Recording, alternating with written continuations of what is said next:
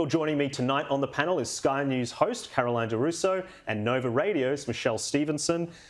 Michelle, why don't we start with you? What did you make of the performance? Oh, look, there's a lot to unpack here. Where do we begin? I mean, for a start, all we want is clarity and transparency, and we're seemingly not getting any of that, especially from Linda Burney. I think she has the tendency to go off point and waffle a little. We don't know exactly what the voice represents, and I think that's the problem. Now, when she tries to say, you know, Trump-style politics, anyone who disagrees, of course, they must be coming into some kind of Americanization.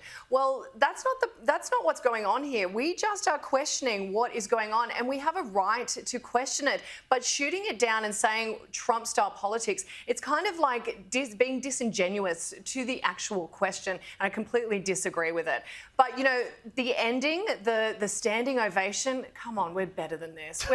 We're journalists. We're not here to pander to politicians. We're here to hold them to account. And those journalists who are giving standing ovation, they're clearly showing what they believe in. It is great that if you want to believe in a voice to Parliament, you have a right to believe in it, but you shouldn't be pandering to politicians. Yeah, it's such a good point, and it's why they get away with various claims, such as the one that I found particularly egregious was, well, it's not independent if it's not in the Constitution. Peter Dutton's policy is to have a legislated voice. So you've got a situation here where journalists are not objectively looking at these two policy paths. They're letting them get away with saying, well, Peter Dutton's voice wouldn't be independent. Which we know totally doesn't work. And much like the ABC is a legislative body, the RBA, the Defence Forces, there is a whole heap of Australian institutions which are legislated, and no one ever questions that they are therefore unable to do their job properly. Maybe it's an insight into how Labor deals with statutory bodies. Perhaps it is, and when they go to press club, it's like internal comms rather than actually going to the press club to get grilled. But the thing that people need to understand, or not need to understand, that's a bit unfair, but to consider when they're looking at the proposal here is that they keep talking about the coalition as being opposed to the voice. Now, both the coalition and Labor, their positions are both positive in relation to constitutional recognition. One wants a constitutionally enshrined voice and the other wants a legislated voice.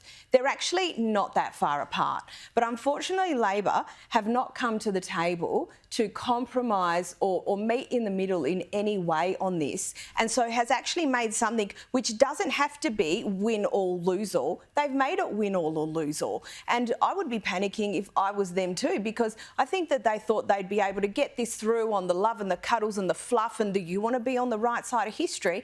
And unfortunately for them, Australians, they own their vote. Corporates don't own the votes, the Australians own their votes, and they just want to know what's going on before they put it in one or the other category, and I think that's fair. Such a good point. And I think something else that's happening as well is because the polls are now showing that people do have concerns about this. It's not just going to race on through, maybe Albanese originally thought.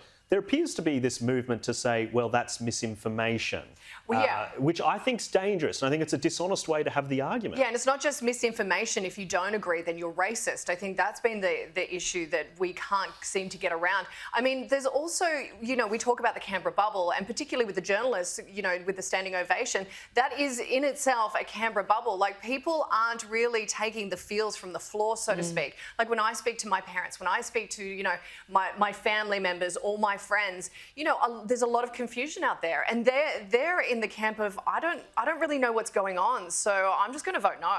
So I think they're not really taking it seriously. They're just believing their own hype. It's also, you know, if you are for it, you should be trying to steelman it, trying to make it as good as possible a proposition by poking holes in it. And to me, it's absurd that the journalists there are not doing their job.